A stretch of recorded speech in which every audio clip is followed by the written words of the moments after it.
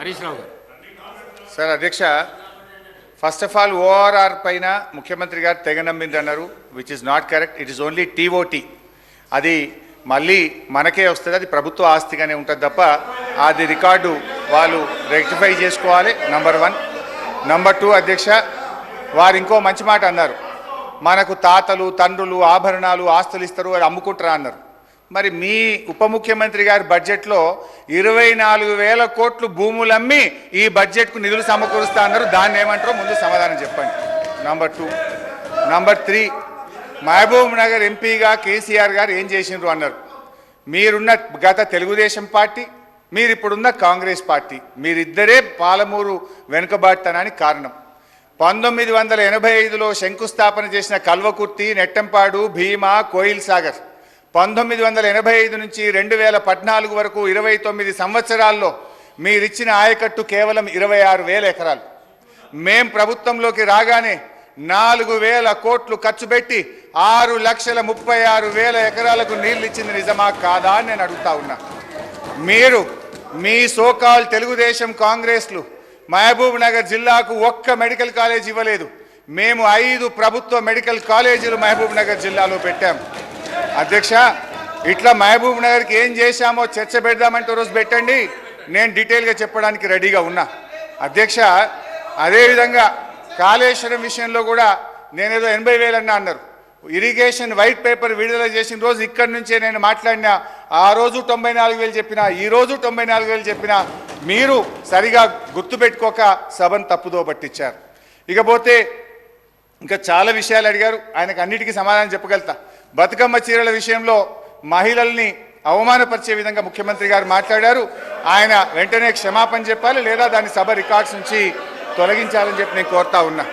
అధ్యక్ష, నేను ముఖ్యమంత్రి గారు చాలాసేపు చెప్పింది కానీ నేను పోతే నా సబ్జెక్టు డీవియేట్ అవుతుందని నేను అందులోకి డీటెయిల్గా పోతలేను. బట్ ఇప్పుడు నా డిస్కషన్ పెట్టండి, I'm ready to answer any question please.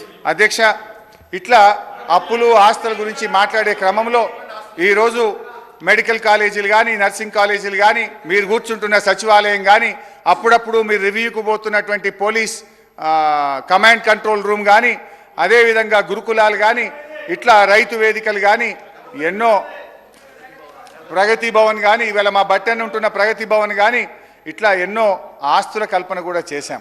అందువల్ల దయచేసి ఎప్పుడు ఒక ప్రభుత్వం మీద, గత ప్రభుత్వం మీద దుమ్మెత్తడం మాని మీరేం చేస్తారో చెప్పండి. అదేవిధంగా అప్పుల విషయంలో క్లారిఫై చేశాం. ఇక భవిష్యత్తులో అనవసరంగా తప్పుడు ప్రచారం, గోబల్స్ ప్రచారం మానుకోవాలని చెప్పి నేను కోరుతూ అధ్యక్ష, ఇకపోతే గ్యారంటీలు, 6 గ్యారంటీలు.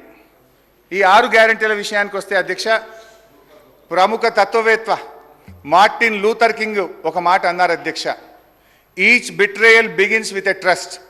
ప్రతి ద్రోహం కూడా నమ్మకంతోనే పుడుతుందని అన్నారు. ఈ కొటేషన్ ఈ ప్రభుత్వానికి సరిగ్గా సరిపోతుంది అధ్యక్ష.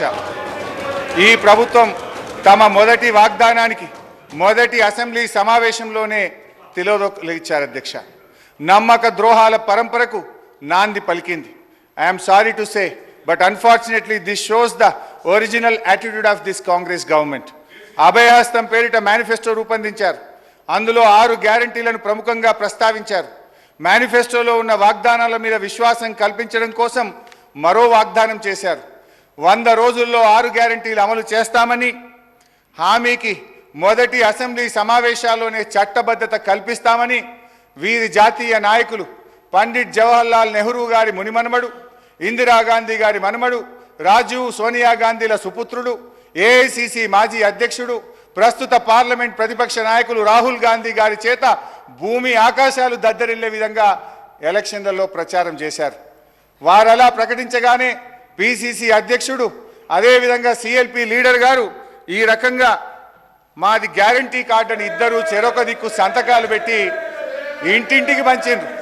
ఏం రాశారు అధ్యక్ష దీని మీద? హరీష్ రావు గారు, 100 రోజుల్లో నెరవేరుతుంది ప్రతి గ్యారంటీ. హరీష్ రావు గారు అధ్యక్ష, బాధ కలిగే మినిస్టర్ గారు.